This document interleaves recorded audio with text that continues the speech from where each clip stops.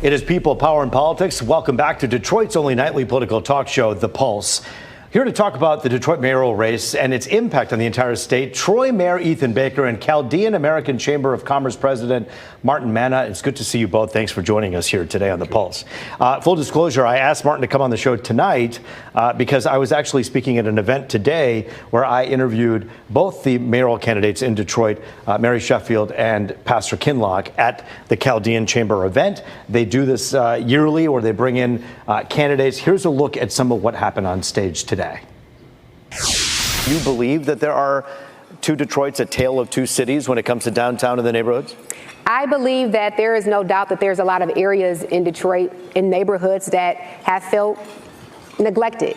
And Detroit, you know, as I've campaigned this last year, and I've been around Detroit a lot, but Detroit is a large city. It is extremely big, and it's going to take time to get everywhere. But I do think that the next mayor has to be very intentional, that the next economic agenda and strategy is neighborhoods first. We want to drive growth in our commercial corridors, making sure that we're activating those, bringing amenities, retails back into our commercial corridors, and also prioritizing our Detroit base and small businesses to have access to develop our neighborhoods. I grew up in Detroit on the west side. I grew up in poverty, no running water, no windows, no doors up to the house. I know what it feels like in a city to be a child and a part of a family where everyone is suggesting that the city is coming back, but it has not made it to your street. It hasn't found opportunities knocking on your door. And that's why for the last 27 years, I've used my platform not as a pedestal to lift myself, but lift an entire community of people. At the end of the day, no one is saying that there are not good things going on in Detroit, that Detroit has not done great things. What we're suggesting and what the community is saying and demanding is that we need to do more. All right, there's a look at these two candidates, both very impressive people with impressive backgrounds, albeit very different backgrounds. I want to start with you, Martin, just a little bit about your thoughts on what you saw today. You're not someone who lives in the city of Detroit, but you invited these two candidates because you know they're important in the region. We'll get to that in a minute, but what did you think about both of them today? Well, I want to just say that we've come such a long way in the city of Detroit. I mean, this used to be the laughingstock of the nation. And there's been quite a resurgence, renaissance in the city. And for the first time, as long as I've been alive, people are talking about coming to Detroit, touring the city, coming and enjoying what's part of this region, and Detroit's a big part of that. I don't think we could go wrong with either one of these candidates if they're elected. I mean, there was a contrast in maybe the presentation, but Reverend Pastor Kinloch was really focused on neighborhoods, which might resonate with a lot of the voters who maybe felt left out. But, you know, the Councilwoman, Council President Mary Sheffield's really focused on continuing, you know, what's already been developed in the city of Detroit and making sure that it's one city that has collaboration, inclusive, and friendly to business. And that's what I took from the event today. Troy Mayor Ethan Baker. We'll get to why everyone should care in a minute, because this show does air, by the way, in Grand Rapids and Lansing and streams all over the country. But I want to ask you about your thoughts on this whole issue that has always divided the very races that we're talking about. Neighborhoods, I hate to say it, versus downtown. Yeah. How important is that contrast, do you think, that you heard the pastor make there about down home in the neighborhood? Yeah, well, I wasn't at the event today, but just watching the two clips I just saw, he was very compelling. It was a very compelling answer, and I think it could really resonate with a lot of voters in Detroit. The trick, of course, is getting the voters to see that message if you're Pastor Kinloch and letting them hear you, and that's always a struggle in any campaign. But very compelling, and Council President Sheffield also she's a great speaker. She's always very compelling too, and I think they're both tapping into what the residents of Detroit need to hear. We all know downtown Detroit is doing really, really well. We've seen so much development. We've seen so much activity happen down there. A lot of money poured in. It's doing great things for a good portion of the city. But those neighborhoods matter. And you know, when you're a mayor, you represent the entire city, not just the businesses downtown, but the grandma and the grandpa who live on the outskirts of the city who need the ambulance to come when they call 911. You know, I know that a lot of people call you because you're a well-respected politician in this town.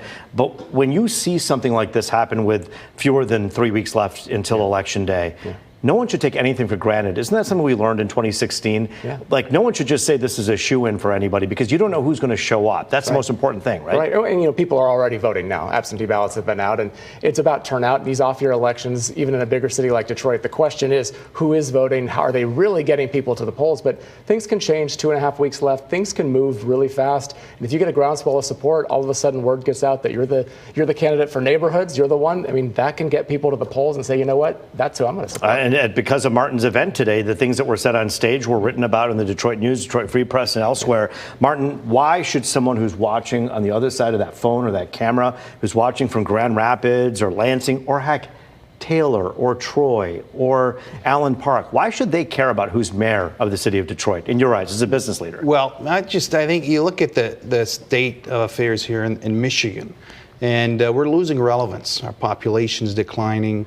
And there's also a brain drain. A lot of our students are graduating from college and then leaving the state. They want viable cities.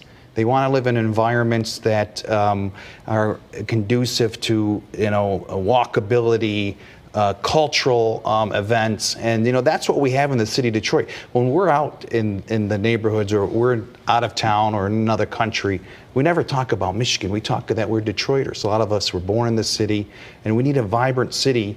And then it creates this wonderful metropolitan area. So it's very important as we lose influence on a federal level because we're declining population. We need the city of Detroit and its resurgence to continue to attract people. I find it funny. It's funny because I grew up in Troy. It was brought up there. And I remember when we'd go out of the state, people would say, where are you from? I'd say Troy. And they go, Detroit? They almost thought that you were trying to say Detroit and stopped halfway. Troy depends on Detroit, yes? I mean, we all depend on Detroit to do well. And to that point, every time I introduce myself as the mayor of Troy and people don't know, they think I'm telling them I'm the mayor of Detroit. So that still happens. Same thing, yeah. But no, the truth is we depend on the city of Detroit. And I think actually Detroit depends on its suburbs now too. But a couple decades ago, it was really popular to say, you know what? The suburbs will do really well. It doesn't matter what Detroit's doing. That whole mindset's changed. We're deeply intertwined. It What's really changed? matters. You know what? I think that just first of all, the mindset's changed, and that whole attitude towards we want Detroit to do well, so we do well.